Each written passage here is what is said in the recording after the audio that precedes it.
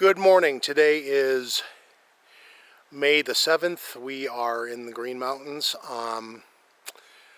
We are out today to do a hike that, if the flooding conditions are not too bad, we should be able to ford a couple of meadows and get into an area that I was in once last year. We were basically doing a follow-up to that hike to see if there's any signs of life in there. Not the easiest hike, not the hardest hike, but chance to get some feet wet. So there's always that. We're field testing a new piece of equipment today, a police body cam for the capacity to basically record the entire time I'm out here in case trying to anything minimize happens wet on the feet, fly. but you never know. that isn't always if you the have your most camera out, doable you thing. miss I'm something, just trying to maybe find get it on spots that. And where I guess a little bit of kinda gossip to go over too minimize while that. we're in the course of doing what we do today. I But don't that's our know plan. how We are going to get moving, much rain they've and had, which is we'll going see to where we go. kind of Thanks. dictate how sucky going this is going to go or not. So far, I'm kind of going with the theory of kind of like sticking to following the same range as the stream to minimize this and stay on dryish spaces, but we'll see how that goes.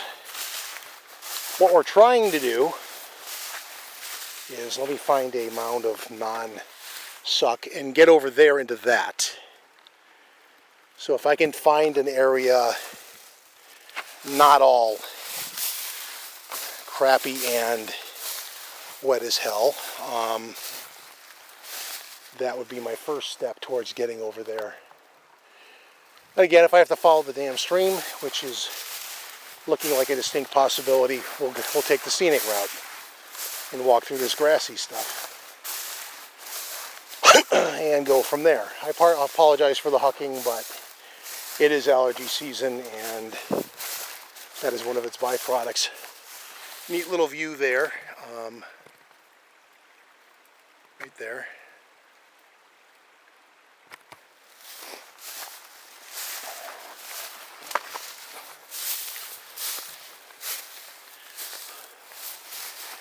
But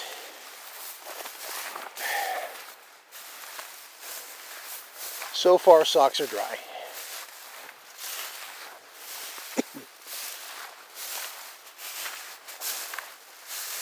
This is, as I said before, a repeat of a excuse me, a hike from last year.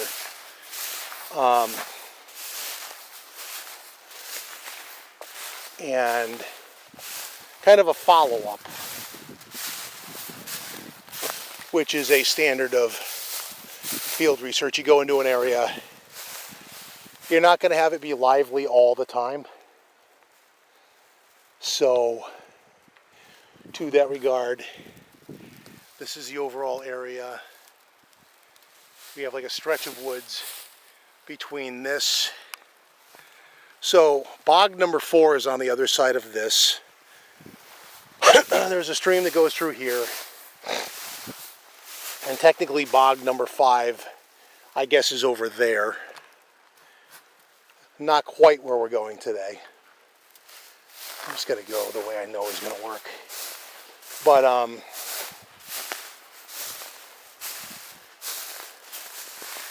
this is also the video where I lost this guy last year.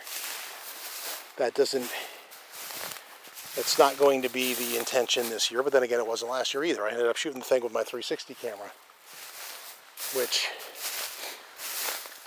well, I have on me. I don't know what the charge level is on it. We're going to find ourselves in the same circumstance again.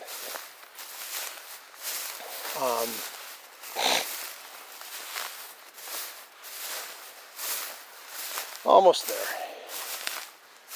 Once we get in here, we'll begin the promised drama that I had alluded to.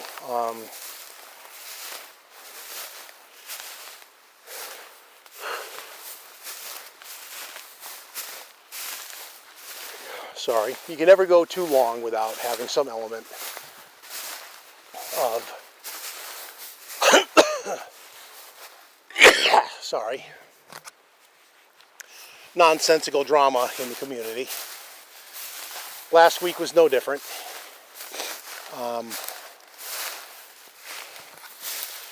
Let me clear this log and we'll begin that portion of our vidya, which suddenly everybody on YouTube seems to be pronouncing video vidya.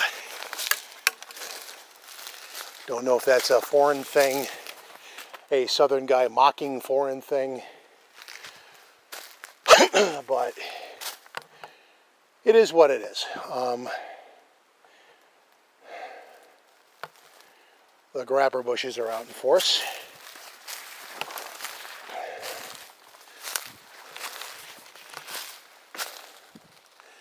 And there's no way through here without zigzagging a bit, but okay, it's what keeps your head in the game though, I guess. So last year, before we get to the gossip, I lost my gimbal camera in here, and I had noticed that it was missing when I got away to the far side of the meadow we're coming up on. So I lost part of my day, deer shit, backtracking to try to find it, to no avail. And when I finally did find it, funny thing is, it was probably less than 10 feet inside the tree line. So when I lost it pretty early on.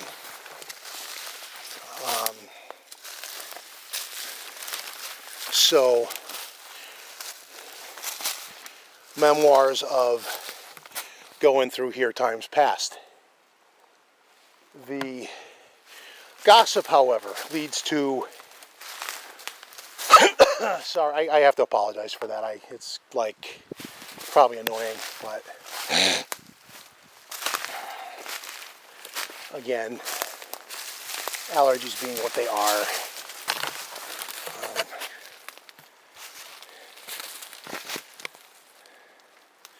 And the lovely grabber bush is trying to mess with the camera. The background subject to the gossip is effectively copyright, which we have covered in the past. Notably, it's amusing to me how many people in the community obsess on intellectual property but don't understand how copyright works. And today is another example of that. Our story of the week, if I try to make a half-assed attempt to sound like a news reporter, complete with annoying hucking sounds, which I'll try not try too hard not to dwell on, comes from the Facebook group The Coalition, and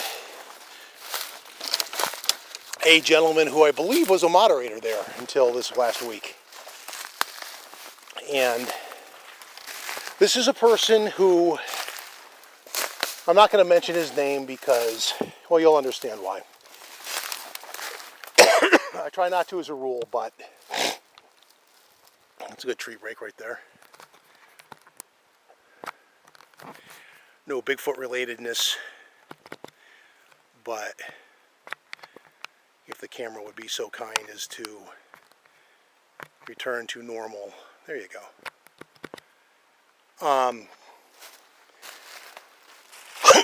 If you've been in the community a while, you might know this guy's name.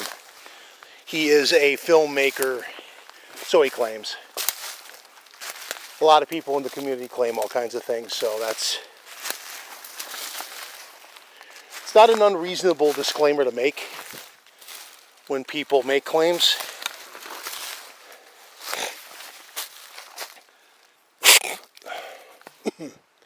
He was described during the week as a guy who has more than a few unfinished film projects. If that makes him a film producer or a videographer or whatever, I'll leave that up to you. But what he's known for is, one, being a surly little scofftic type.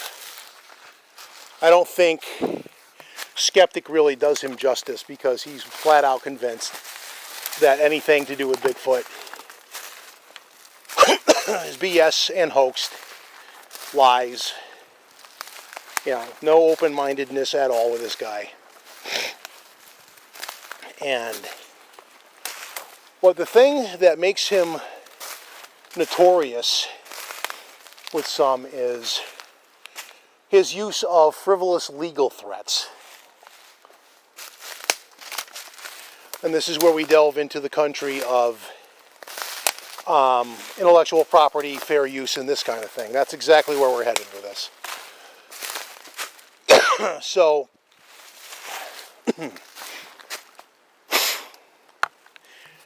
my allergies are worse today than I thought. Anyway, enough whining. In the past, this gentleman has taken up lawsuits against such notables as Tom Biscardi, who is a known hoaxer, in spite of his own carnival barking bullshit. Anyone who knows anything about the known hoaxers of the Bigfoot community, the big names in that space: Tom Biscardi, Rick Dyer, who unapologetically says he is, and I mean, if there is a respectable hoaxer out there, it would be Rick Dyer, because Rick Dyer actually will tell you in enough time that you're dumb if you believe me, which is hard to argue with. Then you get into Todd Standing, M.K. Davis, although M.K. starts moving into the loon range with his massacre theory and all that. Which reminds me, there is another piece of gossip. We'll go. Let's get through this one first, though. So he's gone up against Tom Biscardi, Matt Moneymaker, in court.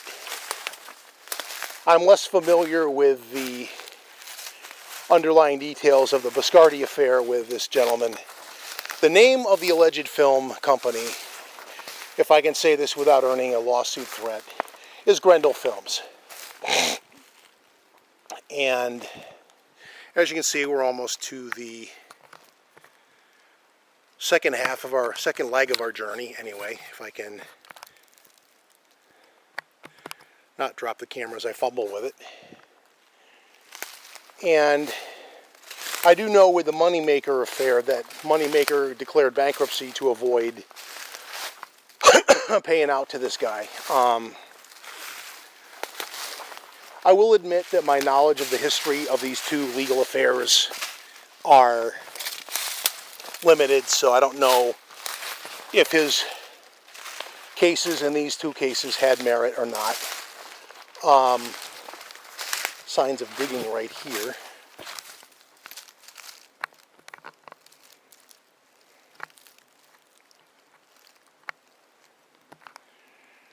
What had done that? Well, more right there too.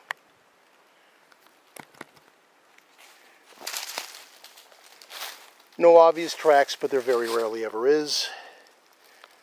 And in the sign, it's something foraging for food. It could be anything from a bear or a raccoon. Any of the woodland critters that are prone to do such things. It could be any of them. So, but getting back to our story, yes, I don't fully pretend to know the... I actually got to go over here to ease our way in if we don't want to go right into the muck over here. I don't know the merit of the claims against Moneymaker and Biscardi by this gentleman. I guess we could call him JLJ, because that is his moniker within the community. If you know what that stands for, you know who I'm talking about. So this time around, it was Bill Munn's turn, of all people. Now, to many people, Bill Munns is a reputable source of Bigfoot information from the northwestern California area. He runs a museum, although at the moment I don't know the name of it off the top of my head. My apologies for that, because I should know that. Sorry, Bill, no offense meant. But this time around, the saga begins actually with JLJ himself.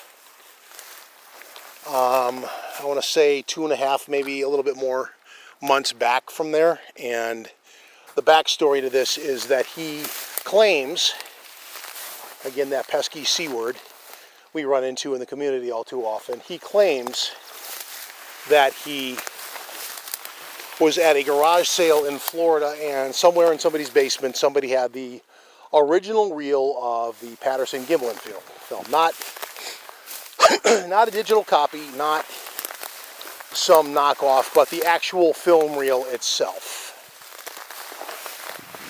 Why this would show up in Florida of all places, who the hell knows. However, so he claims. Walk out on a mud flat and we have the odd deer track, but what is this? Nothing for a moment. It had the, pardon the bad pun, but it had the bearings of a potential black bear track, but upon further inspection, not the case, just kind of conveniently looked that way. So the story begins with this guy, JLJ, claiming he found the original Patterson-Gimlin footage, the original reel, and he started talking smack along the lines of, I'm going to hoard it away from all the Bigfooters, and you know, it'll be mine. But where we get into interesting territory is, if you want some scenery in the meantime while I'm talking, this is pretty. I'm probably going to take a momentary break to do some, I think, understandable photography too, considering it is a little bit of a pain in the ass to get here every day. In fact, let's do that. I'm going to get a shot or two and then we'll pick up where we left off. So our stopping point for the story, JLJ, garage sale, claims he found the original Patterson-Gimlin film. We'll be back in a minute. Okay, we're back. We're walking around a wet spot. To avoid wet feet if I can. It's not really the warmest day. I never did give the temperature today. My apologies. It is low to mid 40s, not freezing, not warm per se. It's cool out. It's not horrible, but... And we're back. So, getting on with the story. If JLJ is to be believed, he found the original reel to the Patterson-Gimlin film, which would give him finders keepers level ownership of the actual physical media itself. However, he starts talking about intellectual property, and the rights to the original film, according to the sources that I have been exposed to, fall from, I want to say, one of the four horsemen. I could be wrong, and if somebody's watching this and wants to yell at me for being a dunderhead for not knowing my history of this, I want to say it was Patterson. And it fell from him to his widow. And where the point of contention that JLJ starts making claims that I have is, he started making insinuations that he had copyright holdership over the PGF itself, which last I knew it was in the hands of Patterson's widow. It could be a different horseman. If so, again, correct me, but that is my understanding. Where JLJ falls into error in his limited buffoonic understanding of how copyright actually plays out in real life is, if I read his comment once correctly, he made the claim, well, if the widow passes away, then the copyright holdership falls to him. That is not how that works. It would fall to her estate. And in a case like that, it would only fall to him if in the course of settling the estate he was left the film in the will or something. And that is something that if he's going to back up that claim for a legal proceeding like we're heading towards, then he would have to actually have some paperwork to back that up. I would be willing to bet that he does not. That's my own take on that. So that's where the story begins. Fast forward a couple of months, and Bill, like, how does Bill Munns get involved in this? Well, JLJ makes a video on some piece of thing. I'm assuming it was obviously something to do with the PGF, because I think JLJ, in his skeptical way of looking at the Bigfoot subject, would love nothing more than to categorically debunk it for all times and thumb his nose at the community, because that's the kind of guy he comes across like online. Maybe he's a nice guy in person, I don't know. I've never met the guy. But his online persona is that of a bitter, angry old crank. Quite literally the persona of a male Karen that would steal, that would keep your Frisbee if you were a bunch of kids in the neighborhood playing and your Frisbee accidentally went in his yard. He'd be that guy to say, hey, you kids, I keep it now. That's the kind of guy he comes across as. And, whoa, little dip there. If he wants to toss me a legal threat, First Amendment rights, I'm not definitively using your name. Good luck with that. Deer tracks in the tall grass. So he makes a video, and Bill Munns has some issue with it and takes a minute-long segment of the video. And in the course of so doing, he calls into question several segments of it and several aspects of it, effectively questioning if some parts of it are in fact photoshopped. Which, you people question other people's works in the community all the time. Unless, of course, you're JLJ, because the rules don't apply to him. Just ask him. So he started a thread in the coalition, whereupon he starts making his normal threats, legal threats of, he'll sue if he's going to send out a cease and desist on this and all that. Because, you have to understand that if Bill Munns is actually right and JLJ is doctoring his footage, then his credibility as a filmmaker for the subject matter that he's delving into is completely down the toilet. And so I can kind of understand from,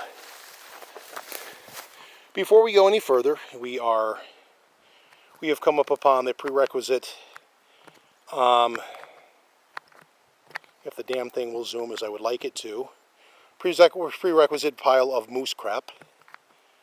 And we will move on, having made that observation. So from a charlatan's point of view, if you're about to be called out and made to look the fool, then of course you're going to start making legal noise, threatening lawyers and the like, and this is what people do to try to save face. But the thing where this all falls apart for Mr. JLJ is, if he's the creator of the video, yes, it is his, and arguably it is his intellectual property, as he loves to use that word. However,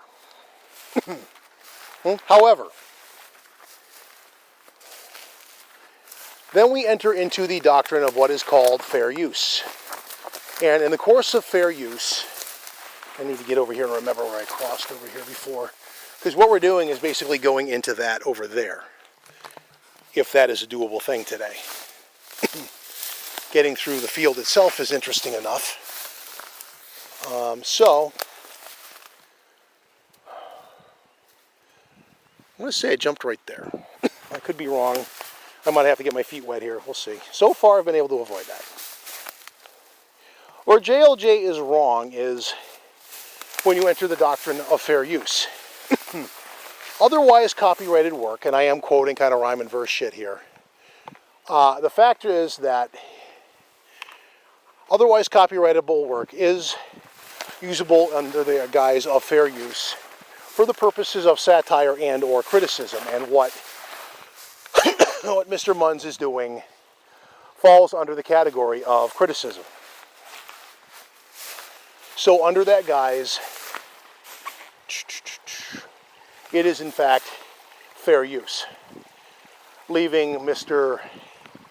Filmmaker kind of like between a rock and a hard place regarding his, I need to find a crossable spot here, regarding his, that might be my best bet, but let's, because that's all wet crap on both sides. You're going to get your feet wet either way. The question is mitigation. This might have been what I did at the foot of the beaver dam over here and fording the, or you might just be doomed to get your effing feet wet. I'm thinking there to there, through that and up will minimize wet feet. Not avoid it, but minimize it. And as always, I could be wrong because my footing is not even, which is the first issue. So at this point, that to that, and so far so good. There and up. Alright, so minimal damage. And then we go up there. But again, yes, his claims are dubious because what Bill Munns did falls under fair use. Whether the Grendel Films guy chooses to accept this or not, he's making noise of a cease and desist letter, but that's not an actual lawsuit. It's a threat of a lawsuit for those unfamiliar with the concept. That said, Bill Munns is on solid ground. I don't know what his financial footing is to afford the frivolous lawsuit defense, but damn it. Because in another copyright case, the defendant, who was on solid ground there too, suffered the loss of a fair amount of funds because he had to afford a lawyer to file all the legal shit, and as a result ended up a little bit poorer than he started out. So, and this could be simply an exercise in that. This guy definitely comes across as a vindictive individual who is certainly not above such things. So, sorry if I pause, I'm kind of getting my footing here as I make my way up this small uphill and gauge how deeply into the briars of catcher bushes I'm going to get here, grabber bushes rather.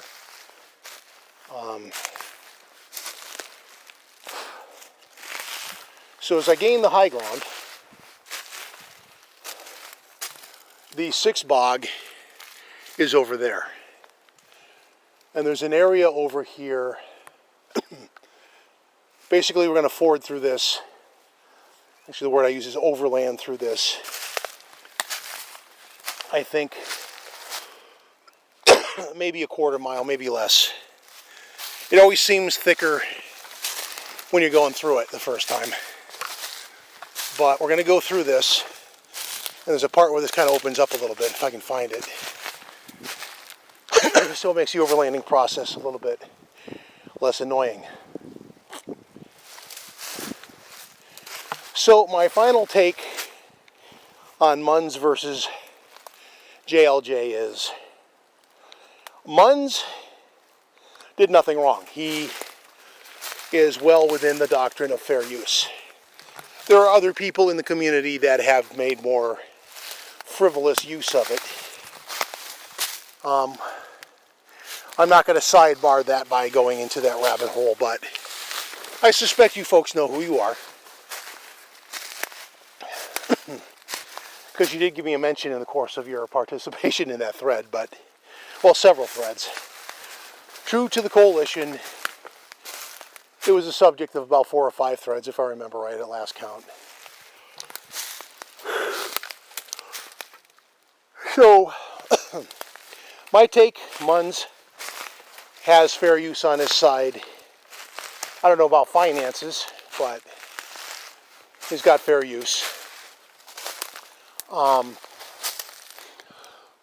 So if I remember right, I kind of line up parallel to the bog and go that way. So JLJ, on the other hand, has the burden of proof on his side.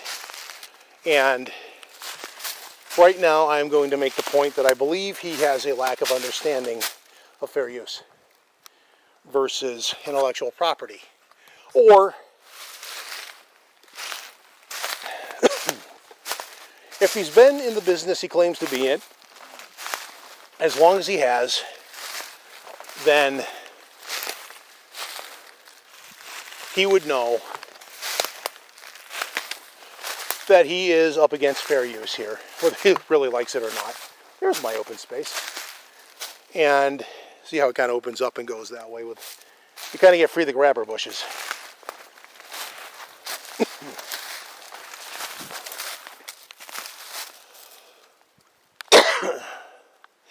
And so far the hopes of Sign of Life are all quiet, but my take on the JLJ side of this is that he is doing the chest-thumping charlatans run at this, because if he has a lawyer on retainer, and I've seen him throw out frivolous legal threats in the past. One might even say it's his raison d'etre. But I will say this, in the 2.5, 3 months ago when he popped up on the radar making claims of having potential copyright over the PGF, my hackles were already up for what he's currently trying to do. He was, so to speak, setting the stage for a legal confrontation with someone, hoping that somebody in the community would call BS, and then he can sick the lawyers. And this is maybe this is how he gets his retirement fund money. I don't know, but if it is, it's kind of a shitty way to do it. But that's how it is. So in the end, the skeptical people in the BF, in the coalition, saw it for what it was, commendably. Even several people I don't really hold in the highest regard, but they were right in this instance, and I'll give credit where credit is due. They they called him on it, correctly so again, and again, in his world, the rules don't apply to him, and he had a hissy fit and stormed out of the coalition, taking his ball and going home. Which is more telling than not.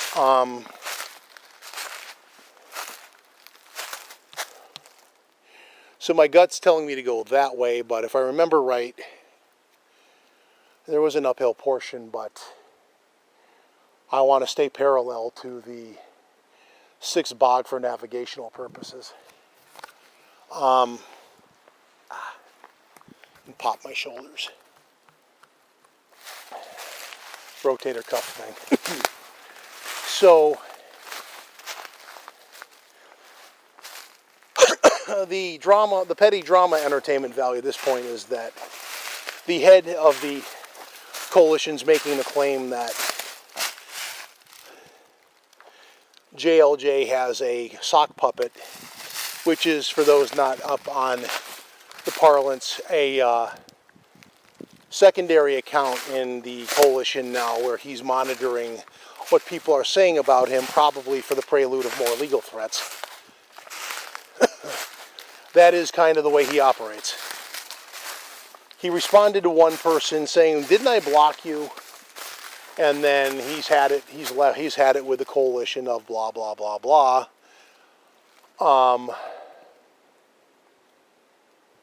If he says so. But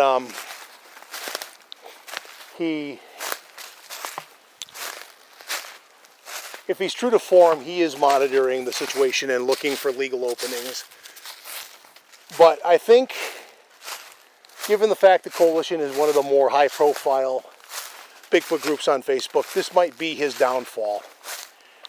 Because enough people will see him and how he handled things that going forward, they'll kind of see him for what he is. So,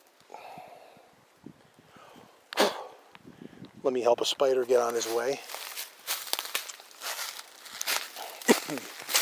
That's the fun of going through the overland stuff, is you end up with, you're going to have to stop every now and then and check for little things that go on.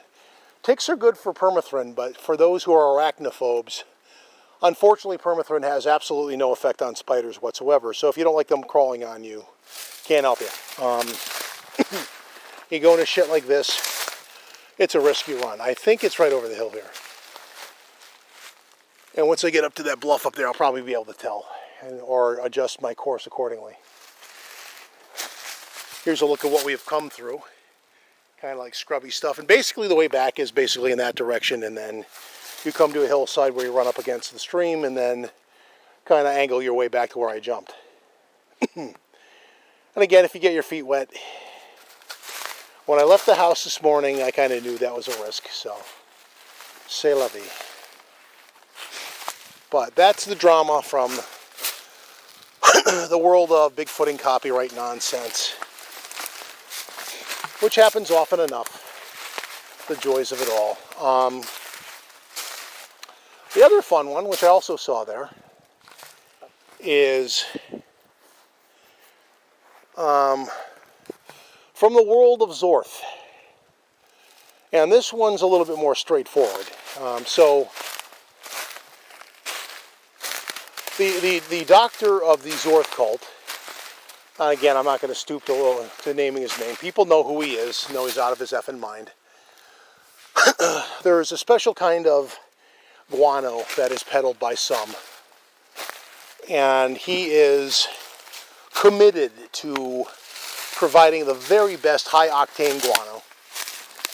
So credit given where it's due. Doc, you are out there, buddy. However, he claims, as he was leading his local fleecing of the flock, so to speak, that he... Was that me or a critter?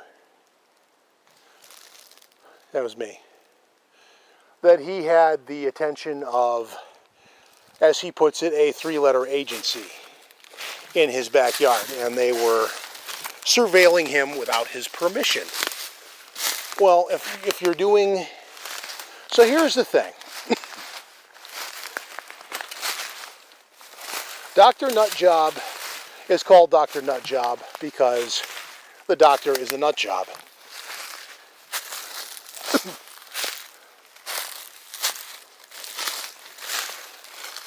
And if he ever was dumb enough to try to threaten me with a legal threat, all I have to say really to the judge is go to his YouTube channel and watch him channel Bubba for about 5 minutes.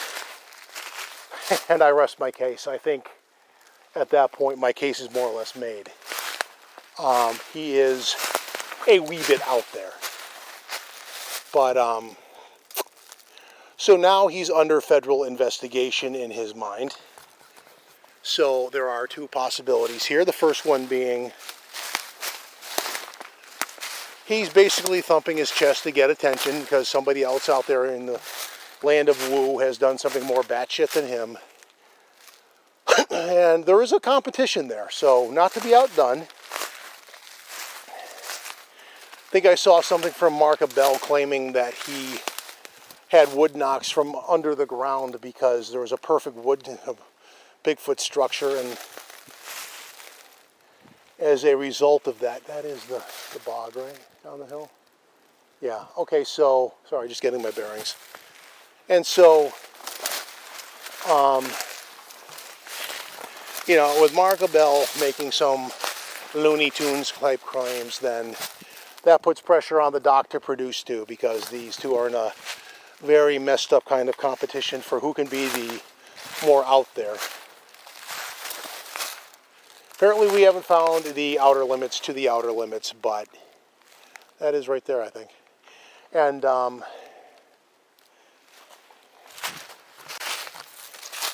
you know, they're going to find it, but they're going to compete to do it.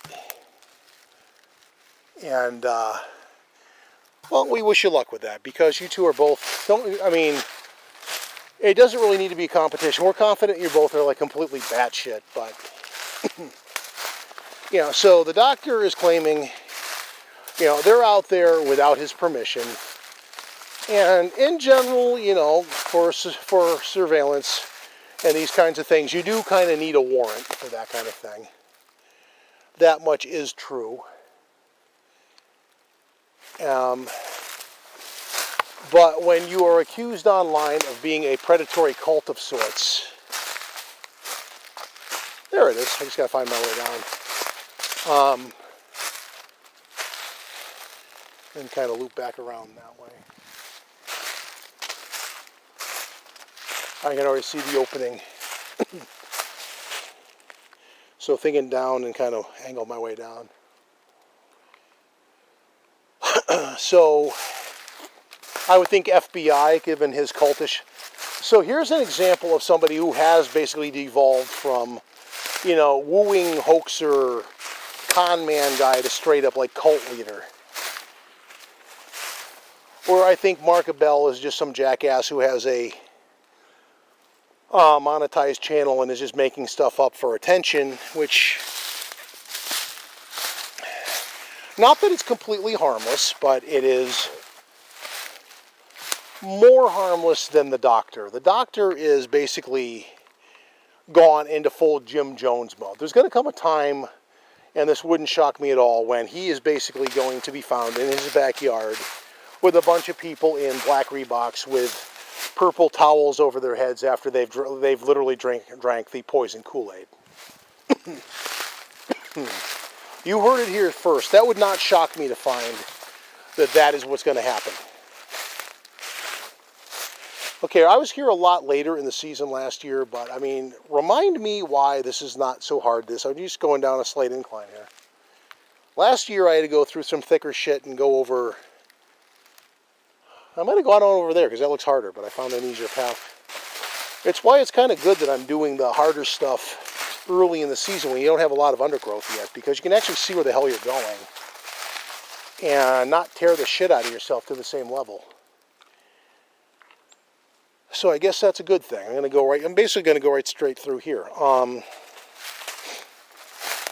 But yeah, the doctor, where Abel is on one level kind of like cartoonishly, kind of campy funny, the doctor's sinister in a way.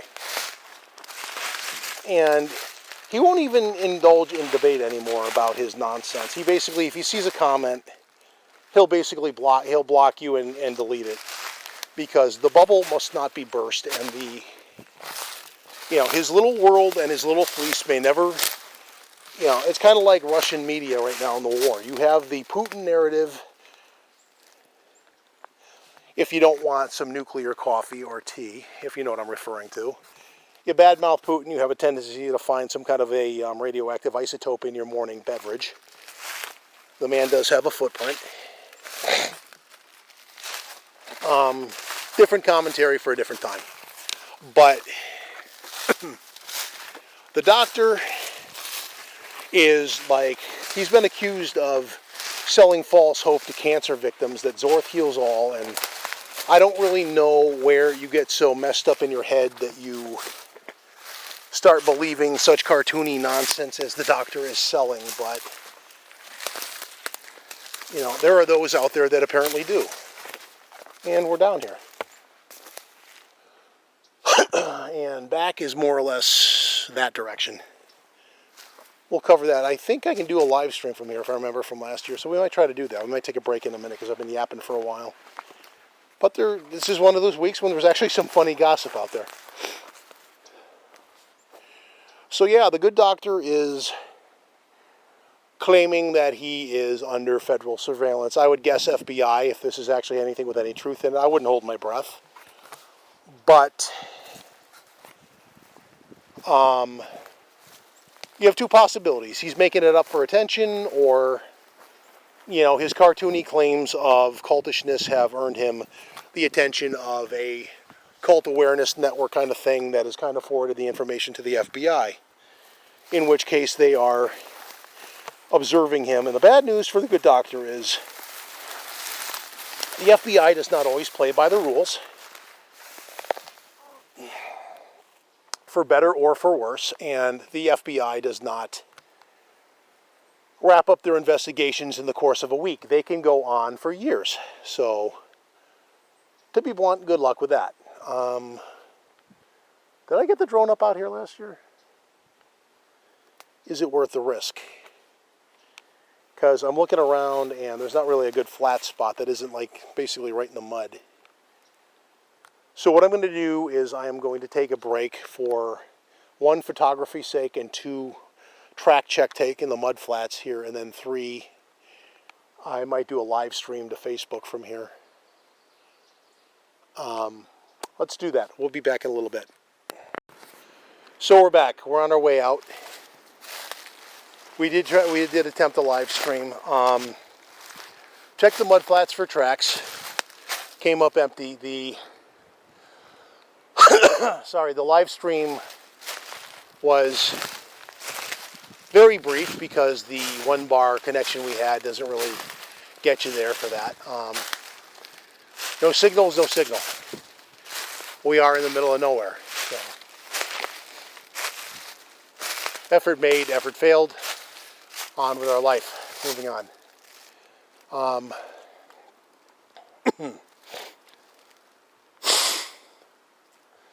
So I guess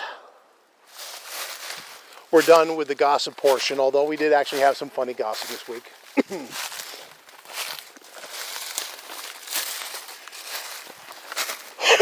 Those are the two things I'm aware of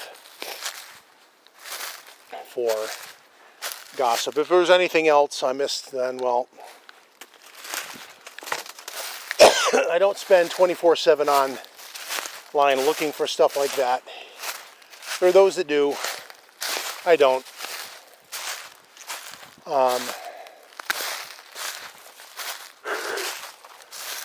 I'm going to probably limit the length of this segment too, just because we're just kind of like repeating our way back. But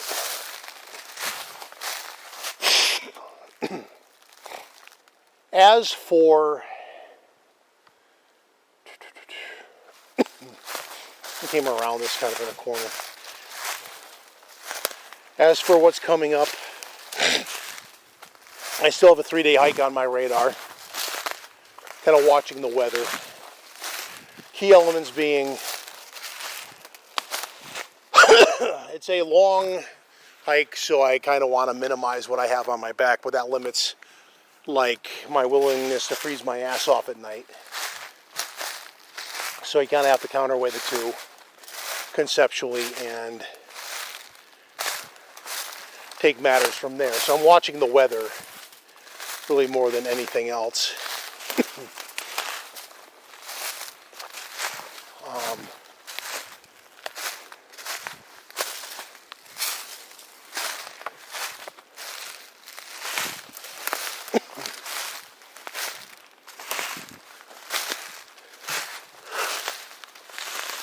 We got a couple of weeks here in this area, greater area, to kind of get things done before the gates open up and more people get in here. There's no one around when I made entry today, so we kind of had the place to ourselves. Which in theory makes it a good day to potentially run into activity, but that's still luck of the draw, and with all the grabber bushes, you're not sneaking up on a damn thing in here with all the noise you're making. My yapping on camera probably doesn't help either. And that, the budding of life assails my lungs, so.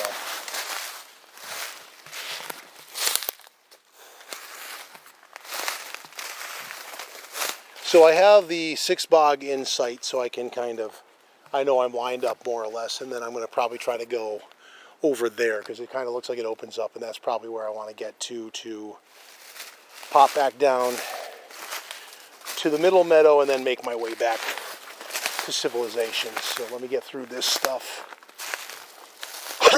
and we'll probably take a segment break just to cover some ground and get back to that open area over there.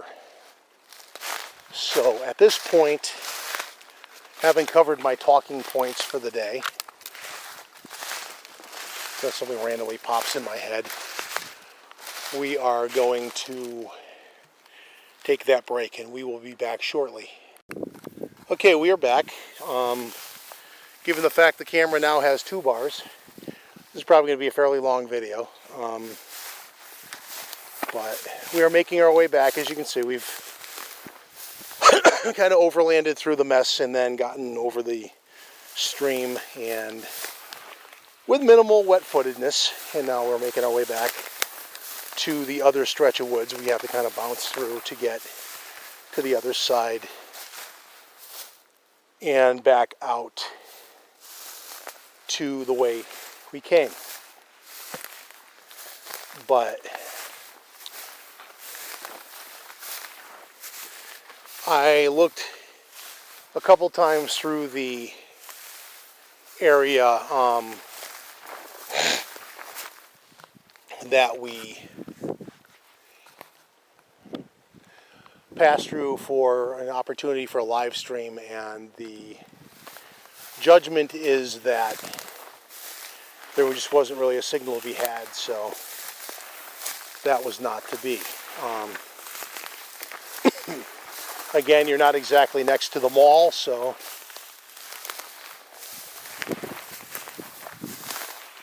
just to kind of make the point.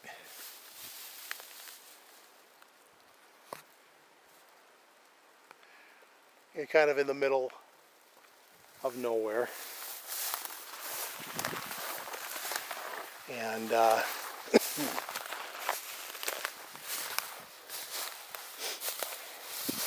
it's looking like from start to finish we'll probably get, I don't know, a couple hours in this. So the new hardware being the body cam, still recording.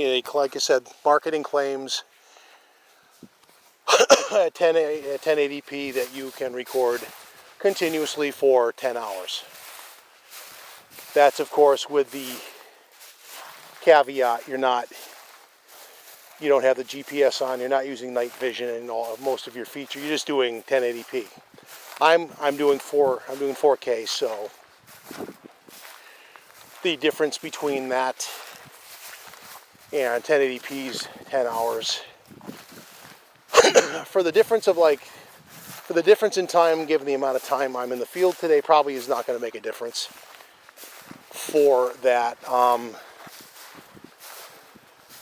Purpose of the exercise basically just to see how bouncy this is versus like the iCams. I had limited use for the iCams. I mean, I used them for a while, but anyone watching older videos on my channel can see the bounciness because, again, it is virtually impossible to be wearing those and not, as you're moving through this stuff, move your head or make jerky movements when you're trying not to trip over stuff. It can't be done. So that being the case, it is the nature of things. So this one will compare to that. I mean, it's not going to be perfect moving around like this. Obviously, you're going to have some jerkiness. It's probably better because I have it on my chest. But then you get like hand movements and stuff factored in at the same time. Again, walking through the woods as a robot is not a likelihood, so we do the best we can. And we are almost to the other side of this, at which point we are almost out.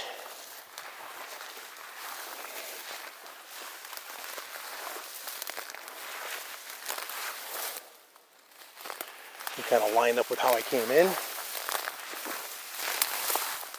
Try not to fall, which is easier said than done when you have things trying to grab at your feet. This isn't even grabber bushes. This is just straight up undergrowth. I'm kind of wading through, but we're clear. Excuse me, sorry. So, again, talking points have been hit, so at this point, I think I'm going to kind of save battery life on the camera, make my way through this, and make my way back. So I'll give a tentative outro from here. Allergenic sounds notwithstanding, went to an interesting area today. It's basically quiet. Field tested new gear. Had a couple of talking points. And if you care to like and subscribe, feel moved to do so, please do. If you want to leave a comment, tell me I suck, you like what I do. Act like Linda, tell me to stay safe, we can do that. And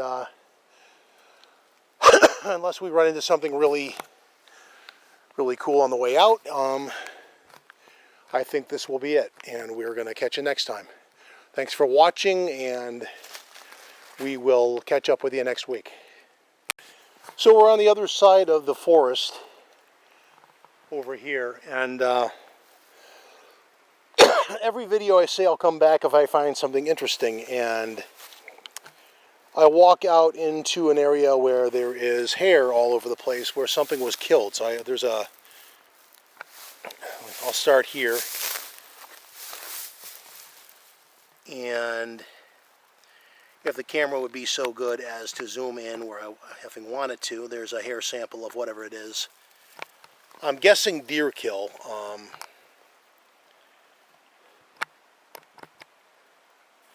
The likely culprit would be a bunch of coyotes or some such. Here's the main part, though.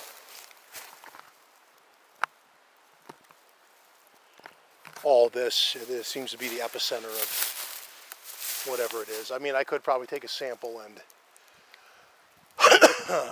follow it home, but I think it's likely the coloration would lead to deer. And yeah, well, for the sake of shits and giggles,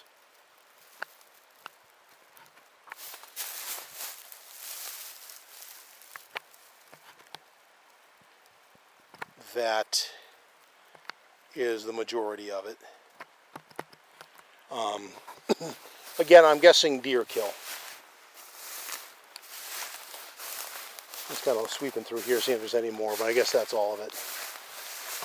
And I say coyote, but the last time in Connecticut I came across a deer kill, I literally saw the mountain lion running away from it. So if we have them in Connecticut, and we do, despite what certain state agencies would have you believe, which is one little bit of local conspiracy theory I do buy into to a point. If we have them there, you're going to have them way the hell out here too. So that's why we carry bear mace and the like, although I do openly question, if you had one come at you with a predatory motive, the odds of you getting your bear mace out in time to save yourself. Suffice it to say, I'm going to wish you luck with that. Kind of like swimming with a great white shark. If Sharky wants you, he's going to take you, and there's really not a lot you're going to do about it. You walked into his house and you knew the risks. Same thing with like a grizzly bear or something. I mean, if you are walking next to a Kodiak bear like Treadwell did,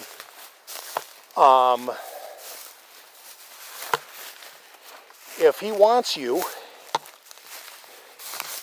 you're not going to outrun him, and you sure as hell ain't going to outfight him. So good luck with that.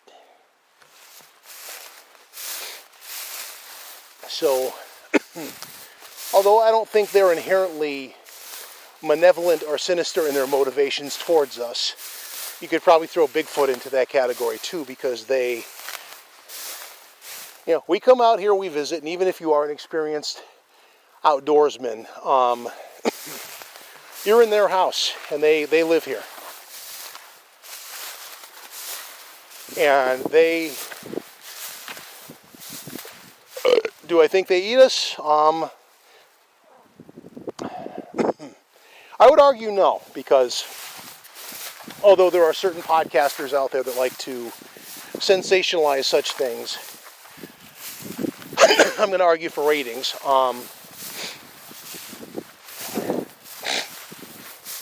I also hold to the thought that they are as smart as we are.